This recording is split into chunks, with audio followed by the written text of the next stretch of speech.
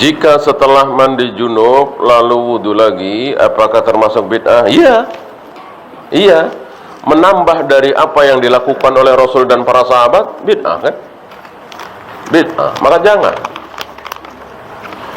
Kita wajib cukup dengan apa yang Rasul dan para sahabat cukup. Harus merasa cukup.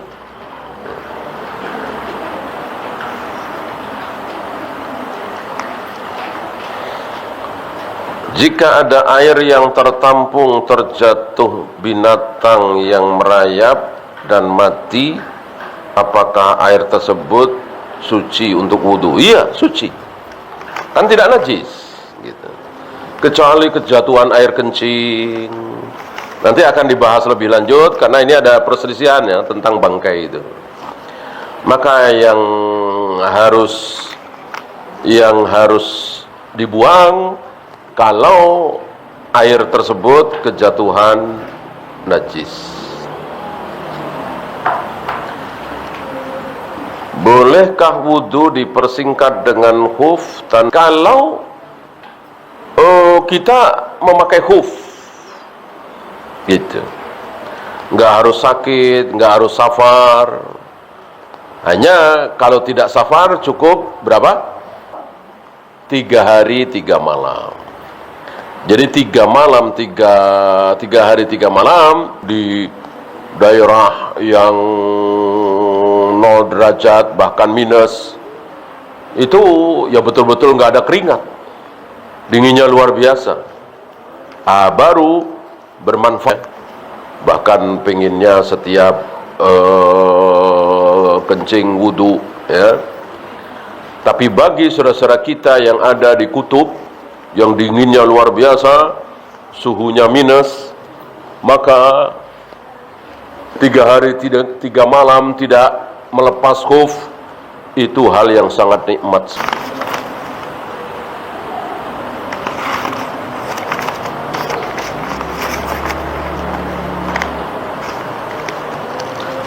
Bagaimana jika di tengah mandi memegang kemaluan? Yang rajih memegang. Jawaban Nabi ketika ditanya tentang hukum memegang kemaluan, Nabi hanya menjawab bid'atum min yang lain. Jadi bagi kalian nggak ada bedanya antara tangan kalian, kaki kalian, hidung kalian dengan kemaluan kalian, gitu. Kecuali dengan syahwat. Ketika memegang kemaluan dengan syahwat, tentu saat itu kemaluan beda dengan hidung, tangan, jempol, dan seterusnya. Karena memegang tangan, hidung, jempol kan tidak ada syahwat. Beda dengan yang membatalkan wudu, memegang kemaluan dengan syahwat.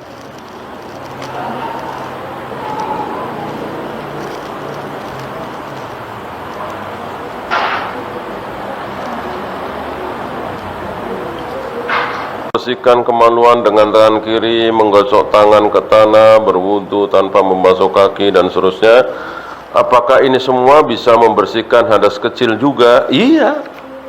Iya. Orang Nabi nggak wudu lagi langsung sholat. Maksud Nabi salah, kita yang benar. Nabi yang benar lah.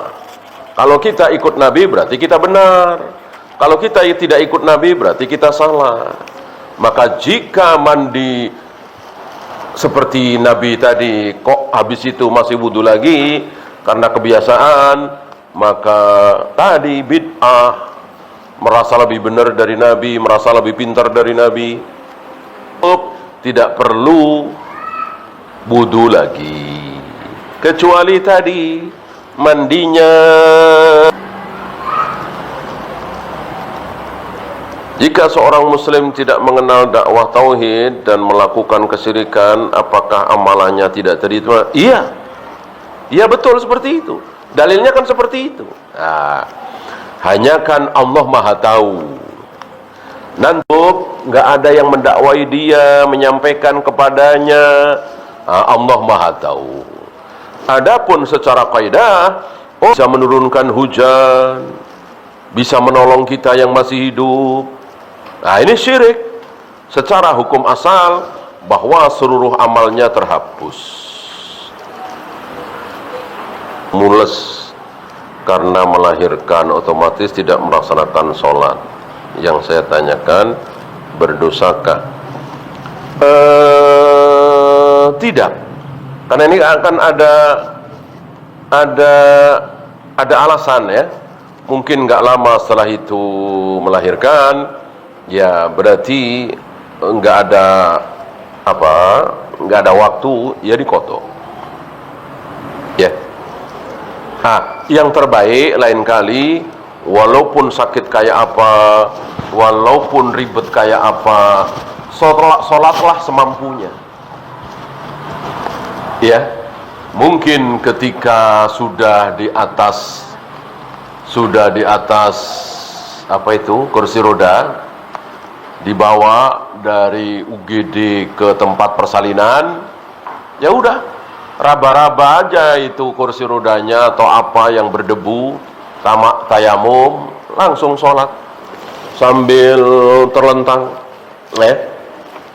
Sholatlah sebagaimana kita bisa berdiri, bisa duduk, bisanya cuman berbaring, bebas. Yang penting sholat. Kalau lupa, ingat-ingat baru seminggu kemudian, ya seminggu kemudian itu sholat. Misalnya hari Kamis kemarin, ibu baru ingat sekarang, belum sholat isya, ketiduran. Ya sekarang sholat isya. Ya. Artinya sholat tidak boleh ditinggalkan dengan alasan apapun. Kecuali sengaja. Seperti orang-orang ahli maksiat sengaja tidak sholat, nah, maka mau dibayar dengan sholat 1.000.000 rakaat atau seumur hidup sholat terus, berhenti cuman makan, tidur, minum, habis itu sholat lagi, nggak akan tertebus kalau sengaja. Satu-satunya jalan, kalau pernah sengaja meninggalkan sholat, satu-satunya cara adalah bertaubat. Ketika menunggu syuruk sehabis subuh, boleh tawafkan kapan saja ya. Untuk sholat, karena ada khilaf ya, antara apakah ada sholat mutlak itu, maka lebih baik untuk sholat istilah yang keliru. Istilah yang benar adalah sholat duha yang awal. Apa sholat tahiyatul masjid, apa sholat sunat wudu, apa qobliyah ba'diyah, ya, usahakan ketika. Beda dengan tawaf. Tawaf memang kapanpun boleh. Jika ingin umroh, ihram itu kita boleh buka jilbab di kamar dan terlihat teman perempuan, boleh. Boleh. Yang tidak boleh kan bagi perempuan ya, apa? Larangan ihram. Iya, pakai cadar, menutup wajah, itu yang tidak boleh. Ya. Nah, yang banyak laki-laki tidak boleh pakai pakaian berjahit, tidak boleh menutup kepala. Perempuan cuman tidak boleh menutup wajah, tidak boleh pakai masker, tidak boleh pakai. Kalau haid bagaimana? Ya tunggu sampai haidnya bersih, baru tawaf, kemudian sa'i, kemudian tahallul. Mudah.